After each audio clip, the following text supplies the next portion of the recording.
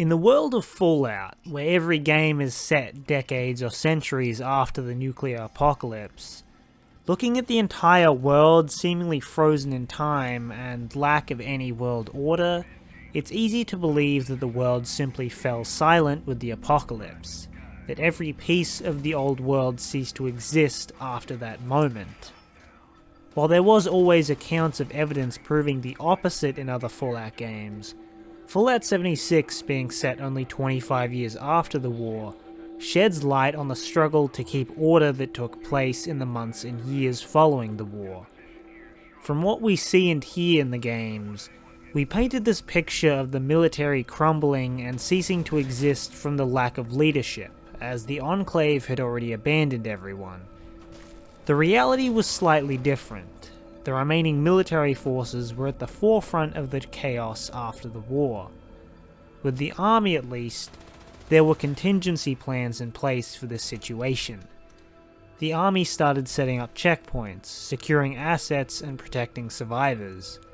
The downfall came mostly from the high radiation and violent survivors.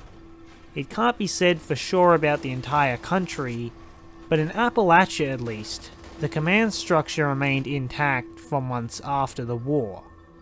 The last known army unit to have contact with their command was the 121st Infantry Platoon.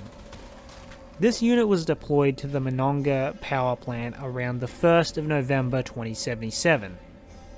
Here are the first two entries from the platoon's captain. Officer's Log, 15th of the 11th, 2077. 2 damn weeks we've been at this dead-end posting and we haven't fired a single shot. The brass is convinced this is a viable strategic target for the enemy, so now we're playing nursemaid to this pile of concrete and counting the days. I don't see the point in holding this location. After the bombs hit, who knows how much infrastructure between this plant and the surrounding area was destroyed. I'm convinced this posting is a waste of time and resources, but I go where Uncle Sam tells me to go. Officer's Log, 22nd of the 12th, 2077. Our radio man received some orders calling half my platoon away. I put them under Master Sergeant Lawson's command and sent them on their way. Now I'm holding Monongah with 2 squads. I hope we aren't hit with any serious threats, because I doubt we'll be able to last very long without fire support. Some of the guys are getting pretty damn bored sitting here with their thumbs up their rears, so I've started routine patrols of the plant in a 1-click radius. Following this, the unit was repeatedly attacked by raiders. The 121st tried and failed to contact command on the 14th of January.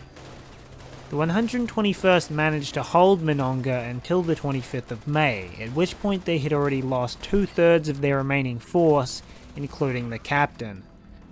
The Master Sergeant in command ordered the platoon to abandon the power plant and attempt to link up with other military survivors. The latter part of that wasn't that important, I just thought I should conclude the story. What we want is contained in the first 2 entries. This gives us a timeline. For this unit, there was a command structure in place until at least the 22nd of December, a full 2 months after the bombs fell.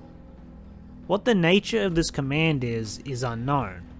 Whomever the command encompasses, they would need to be higher than at least the rank of captain to give orders to the 121st's captain.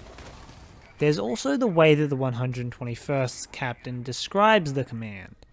It definitely hints towards them being a coordinated group of senior ranking officers. Where they could be is also unknown. It would have to be somewhere that still had communication after the war, which we know many Enclave installations, for instance, didn't. The 121st received these signals through their radio man.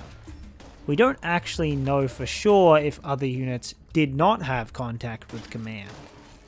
Taggarty's Thunder, for instance, couldn't find any military command on the radio. However, when the war hit, the Thunder was in the middle of war games, while the 121st was most likely sent out from their base to secure Monongah power plant, and they were contacted directly by command. so we can assume the command would be broadcasting on secure channels specifically to units that were sent out. Any military survivors like Taggarty's Thunder or say a crashed Vertibird crew, apart from likely having damaged communications equipment, would probably be presumed dead. So now we get to the question, where is this command, and what happened in the end? In the third log from the 121st, the captain states that he repeatedly called HQ for orders, but it was just static. Him referring to it as HQ or headquarters may indicate it's the base he's stationed at in West Virginia. However, this is somewhat of a grey area, as there's essentially no military bases in Fallout 76. This may just be for gameplay purposes and not actually represent West Virginia in Fallout. Then why would they mention their HQ? It may just be a random military base in Appalachia. I'm still going to look at the other options though. The most interesting option would be the Pentagon, as that is technically the headquarters of the Army itself and the Department of Defense as a whole. Most of the high-ranking military command that wasn't stationed at any Enclave base would be at the Pentagon. Now what happened to either of these two bases? The last known transmission was 2 months after the war, which probably means something bad happened. We can't rule out the possibility of interference from the high radiation, but I wouldn't put any weight on that. The unknown military base would most likely have been overrun by violent survivors or succumbed to radiation, desertion, and exhausted resources.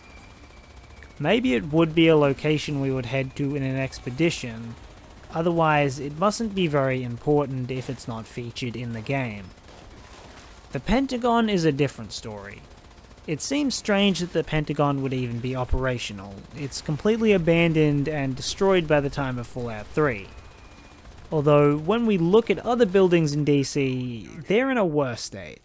And while it seems the Pentagon would have been directly targeted by a nuclear strike, we can see the outcome of a strike on the White House. The Pentagon also had a bunker, so it's possible most of the Pentagon staff were protected from nuclear blasts. I would assume that the radio silence after 2 months was because the situation around the country was worsening, so the High Command decided to bug out to Mount Weather or Raven Rock. Why they wouldn't have evacuated to these bunkers during the Great War, I couldn't say, but then I wouldn't have a solid reason for why communication ceased. Maybe the Pentagon staff were already in one of those bunkers, and the communications failure was just that, a failure. Most communications seemed to stop working after the war. Maybe Mount Weather could get 2 months out of the networks before it failed.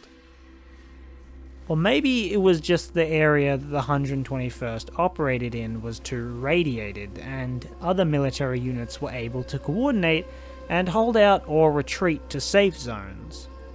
Whatever the outcome, I don't see a future for Fallout 76 where we don't go to either Mount Weather or Raven Rock.